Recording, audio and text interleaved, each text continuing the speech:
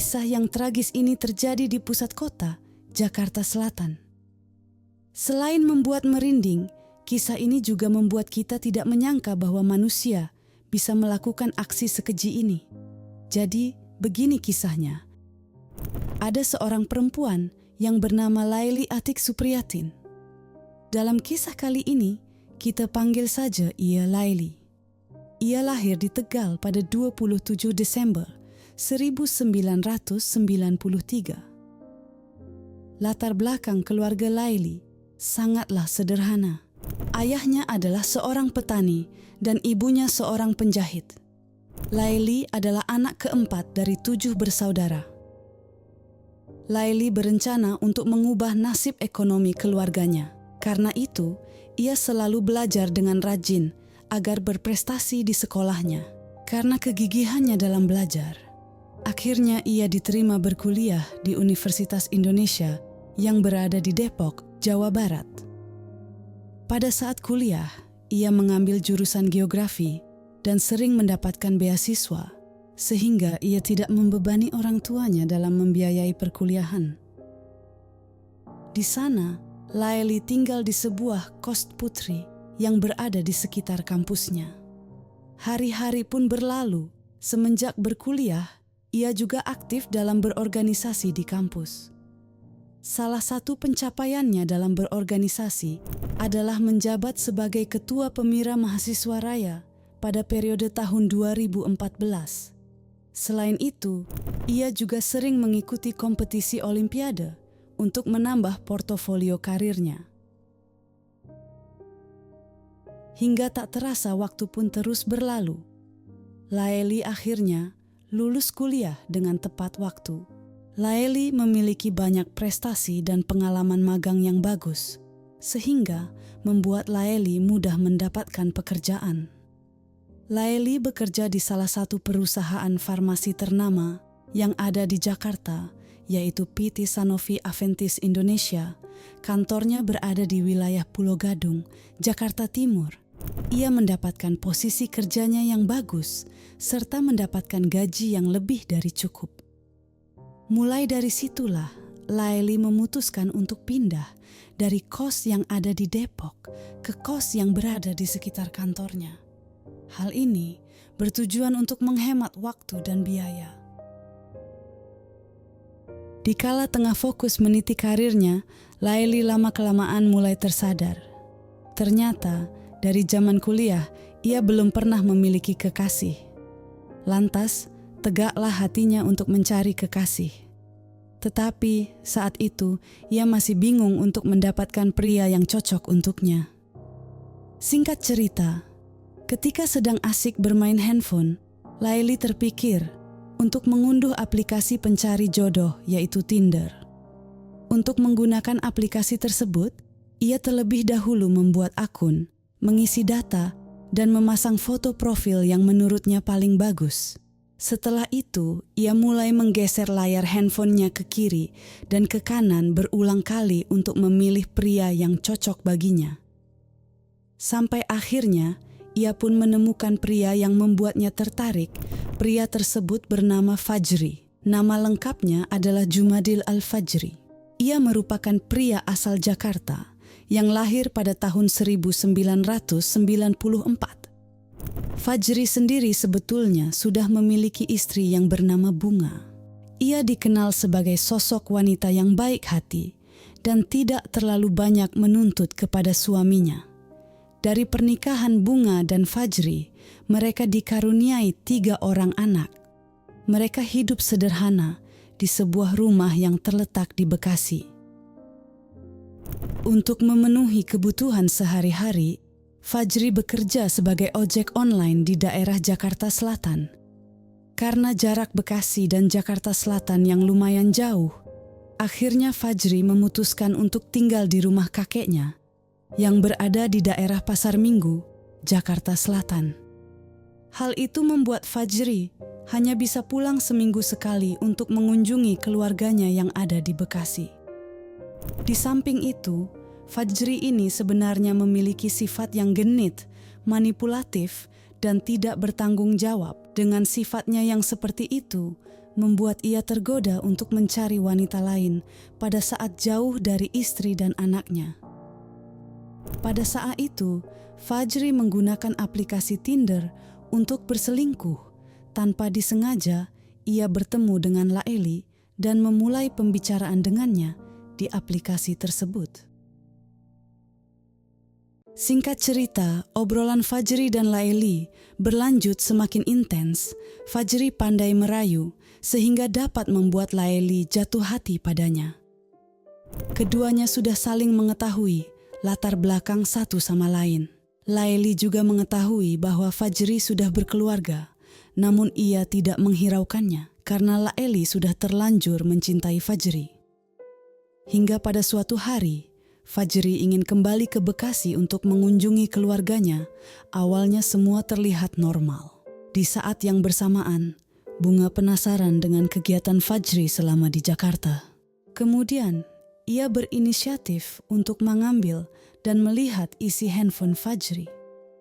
Ketika Bunga mulai membuka handphone tersebut, ia melihat satu pesan yang mencurigakan dari orang yang bernama Agus. Awalnya Bunga berpikir itu adalah lelaki, namun ketika pesannya dibuka, ternyata Agus hanyalah nama samaran. Sontak Bunga langsung mencari tahu siapa nama asli Agus sebenarnya. Tak lama kemudian, terbongkarlah bahwa Agus adalah nama samaran dari Laeli, dan benar saja, ternyata Fajri berselingkuh.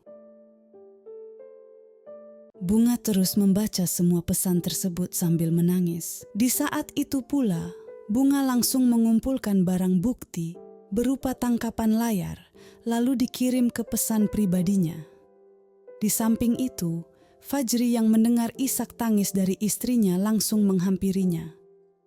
Terkejut perselingkuhannya terbongkar, Fajri langsung melampiaskan emosinya ke Bunga karena membuka handphonenya tanpa izin. Sontak saja, Fajri langsung merampas handphonenya dari tangan Bunga. Tetapi, untungnya Bunga sudah menyalin isi pesan Fajri dan selingkuhannya. Kemudian, Bunga tidak tinggal diam. Ia langsung memviralkan perselingkuhan tersebut ke aplikasi Twitter dan langsung mendapatkan banyak respon dari pengguna lain, sehingga hal ini membuat identitas Laeli terungkap. Singkat cerita, hal ini pun terdengar sampai ke perusahaan Laeli. Perusahaan langsung mengambil tindakan dengan membicarakan masalah ini dengan Laeli. Namun, setelah berdiskusi panjang, perusahaan tidak dapat mempertahankan posisi Laeli, sehingga Laeli pun dipecat dari pekerjaannya. Setelah dipecat, Laeli sempat kesusahan mencari pekerjaan lain, karena pada saat itu sedang pandemi COVID. Hal ini membuat kondisi keuangan Laeli tidak stabil, sehingga ia tidak dapat membayar kebutuhan sehari-hari serta tempat tinggalnya. Akhirnya, Laeli pun meminta bantuan kepada Fajri untuk membantunya mencarikan tempat tinggal baru. Kemudian, Fajri pun membawa Laeli untuk pindah ke rumah kakeknya yang berada di Pasar Minggu. Untuk sementara waktu, Laeli, Fajri, dan kakeknya Fajri tinggal bersama. Namun, karena Laeli itu bukan istri sahnya dari Fajri dan tidak ada hubungan saudara, para tetangga meminta mereka untuk tidak menetap bersama dalam jangka waktu yang lama. Tetapi, mereka malah melanggar permintaan dari para tetangganya, sehingga para tetangga merasa resah dengan kelakuan sepasang kekasih tersebut. Dan mereka mendesak agar Fajri dan Laeli pergi dari rumah kakeknya. Sayangnya, Fajri dan Laeli tidak bisa meninggalkan rumah itu begitu saja, karena kondisi keuangan mereka yang sulit. Setelah berpikir lama, Fajri akhirnya menemukan ide bagaimana mendapatkan uang yang cepat dan mudah. Fajri berencana memanfaatkan Laeli dengan memintanya untuk mencari pria mapan di aplikasi Tinder untuk dirampok nantinya. Kemudian, tanpa pikir panjang, Laeli menyetujui permintaan dari Fajri. Singkat cerita, setelah beberapa lama mencari pria di aplikasi Tinder, Laeli pun menemukan sosok pria yang terlihat kaya raya. Pria tersebut bernama Rinaldi Harley Wismanu. Kita panggil saja Rinaldi. Ia mempunyai pendidikan dan pekerjaan yang bagus. Rinaldi bekerja sebagai manajer sumber daya manusia di perusahaan kontraktor PT Jaya Obayashi, Jakarta. Namun, ternyata Rinaldi ini sudah mempunyai istri yang berprofesi sebagai pramugari dan sedang tinggal di Jepang sehingga mereka menjalani hubungan jarak jauh. Hal ini membuat Rinaldi sering merasa kesepian. Akhirnya Rinaldi memutuskan untuk bermain aplikasi Tinder agar mendapatkan wanita yang bisa menemaninya. Dan pada aplikasi tersebut, kebetulan ia berkenalan dengan Laeli. Singkat cerita, Rinaldi dan Laeli memulai percakapan di aplikasi tersebut. Mereka saling berkenalan dan bercerita tentang latar belakang satu sama lain, sehingga Laeli pun yakin kalau Rinaldi adalah pria yang mapan. Begitupun Rinaldi, ia merasa kalau Laeli adalah wanita yang berpendidikan dan pekerja keras. Akhirnya, setelah obrolan tersebut berakhir, kemudian Laeli memberitahu Fajri kalau Rinaldi adalah target mereka. Setelah itu, Laeli dan Fajri langsung merencanakan sesuatu. Singkat cerita, tibalah pada hari Sabtu, 5 September 2020. Hari itu, Rinaldi seperti biasa saling bertukar kabar dengan Laeli melalui pesan seluler. Ternyata, hubungan mereka sudah semakin dekat, tetapi Rinaldi dan Laeli belum pernah bertemu sama sekali. Akhirnya, Laeli pun mengajak Rinaldi untuk bertemu langsung di salah satu apartemen di Jakarta dan permintaan tersebut langsung disetujui oleh Rinaldi.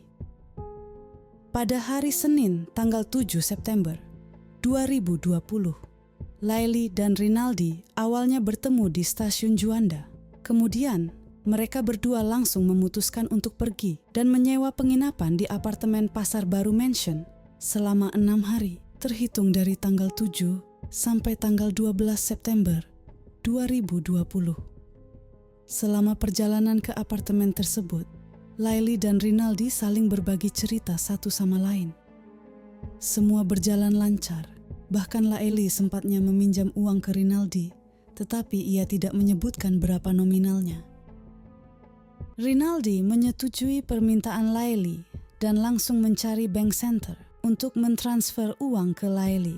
Saat Rinaldi melakukan transaksi, mata Laeli berusaha mengintip PIN kartu Rinaldi. Namun sayangnya, Laeli tidak berhasil melihat PIN kartu tersebut karena terhalang penutup dari mesin tarik uang. Walaupun begitu, Laeli sempat melihat informasi saldo dari kartu Rinaldi. Ternyata saldonya berisi sebesar 97 juta. Rinaldi menepati perkataannya untuk meminjamkan uang kepada Laeli, yang membuat Laeli senang bukan main. Setelah melakukan transaksi, mereka berdua melanjutkan perjalanan menuju apartemen. Lalu, hari kedua mereka di apartemen tersebut belum terjadi apapun. Rinaldi dan Laeli masih asik menikmati waktu bersama.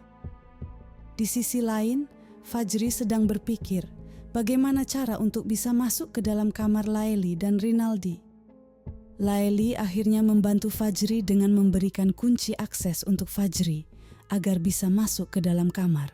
Namun karena waktunya belum tepat, Fajri berencana akan melancarkan aksinya besok hari.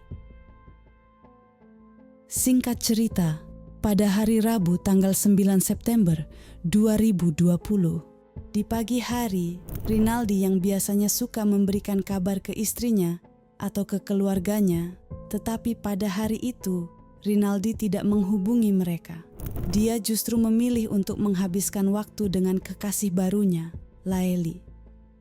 Ketika keduanya sedang bermesraan, tiba-tiba Fajri memberi pesan singkat kepada Laeli untuk memulai aksi mereka di apartemen tersebut. Beberapa menit kemudian, tibalah Fajri di depan kamar Laeli dan Rinaldi. Untuk memudahkan Fajri masuk ke dalam kamar, Laeli mengelabui Rinaldi dengan mengajaknya melakukan hubungan intim. Kemudian, di saat mereka sedang asik bermesraan, Fajri langsung masuk dan bersembunyi di dalam kamar mandi. Fajri terus menunggu di kamar mandi hingga aktivitas keduanya selesai. Beberapa saat kemudian, Fajri melancarkan aksinya dengan keluar dari kamar mandi dan langsung memukul kepala Rinaldi dengan batu sebanyak 3 kali. Seketika, kepala Rinaldi mengeluarkan cairan merah yang begitu banyak. Lalu Fajri dan Laili yang melihat Rinaldi dalam kondisi setengah sadar, mendesak dia untuk memberikan nomor PIN kartu miliknya. Mereka berdua berkata kurang lebih seperti ini. "Cepat, berapa PIN kartu ini? Atau kamu mau saya pukul lagi?" Kemudian, Rinaldi yang sudah mulai lemas, langsung memberitahu PIN kartu yang sudah dipegang oleh Laili. Ketika sudah mendapatkan informasi PIN kartu, Rinaldi langsung dieksekusi oleh Fajri dengan menusuk menggunakan pisau sebanyak 7 kali. Tanpa perlawanan apapun, akhirnya Rinaldi tewas mengenaskan.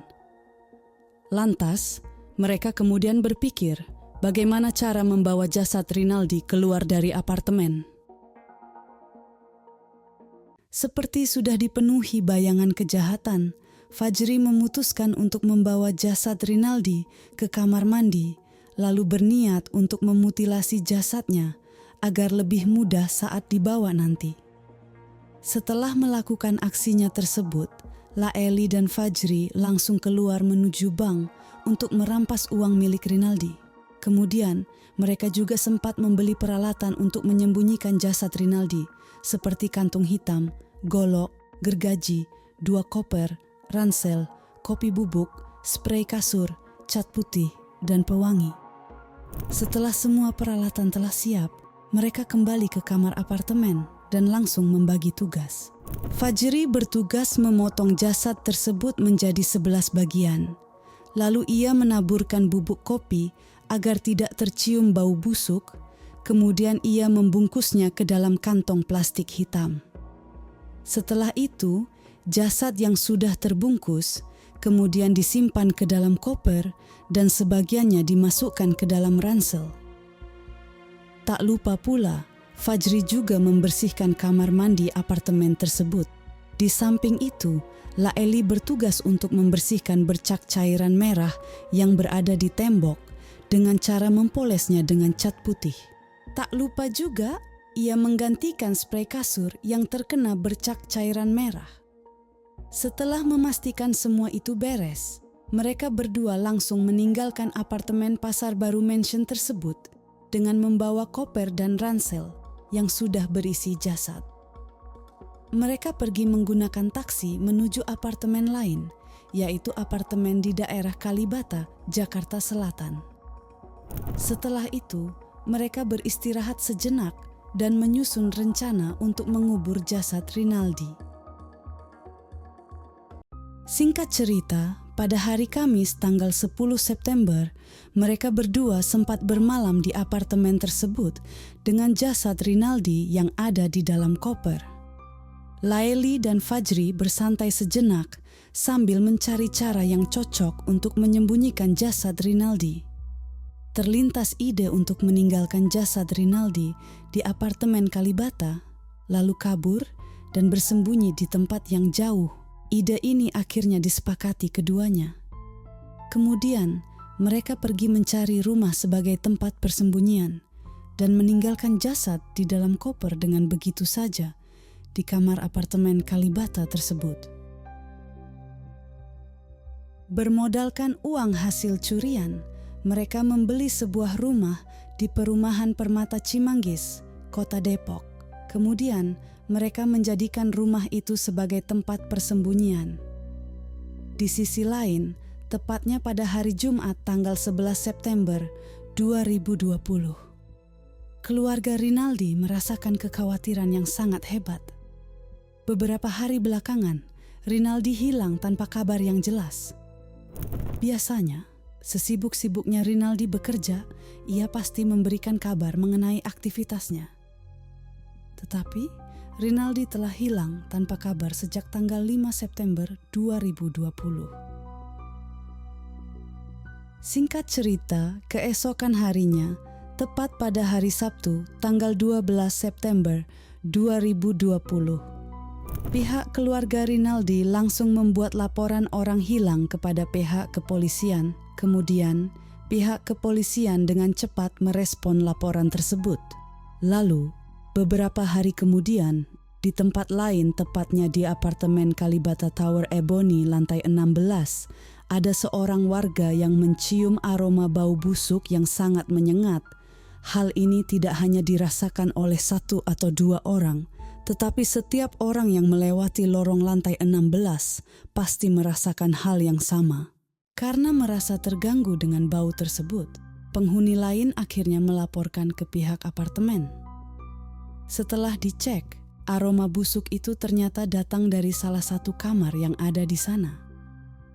Karena merasa ada sesuatu yang janggal, pihak apartemen memutuskan untuk menghubungi polisi.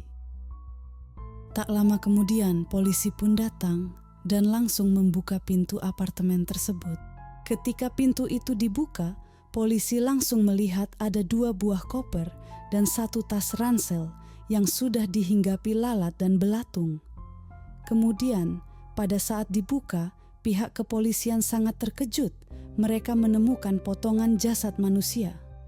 Lalu, tanpa berlama-lama, polisi langsung mengevakuasi jasad tersebut untuk dilakukan investigasi lebih lanjut. Setelah dilakukan pemeriksaan identitas, diketahui bahwa potongan jasad yang berada dalam tas dan koper tersebut adalah Rinaldi yang sudah dilaporkan hilang sejak tanggal 12 September 2020 lalu. Kemudian, polisi langsung menghubungi pihak keluarga Rinaldi. Mendengar hal tersebut, pihak keluarga Rinaldi sangat terkejut dan histeris. Sedangkan istri Rinaldi yang berada di Jepang langsung pulang ke Jakarta untuk menemui suaminya. Pihak keluarga Rinaldi tidak terima jika Rinaldi meninggal dengan cara yang mengenaskan. Mereka meminta polisi untuk mengungkapkan siapa orang yang telah mengeksekusi Rinaldi. Singkat cerita, pada tanggal 16 September 2020, akhirnya polisi menemukan pelaku eksekusi dari Rinaldi. Pelaku bersembunyi di perumahan Permata Cimanggis, Kota Depok. Sepasang kekasih ini langsung dibekuk polisi dan dibawa ke kantor untuk memberikan keterangan. Motif eksekusi yang dilakukan Laeli dan Fajri adalah perampokan harta milik Rinaldi.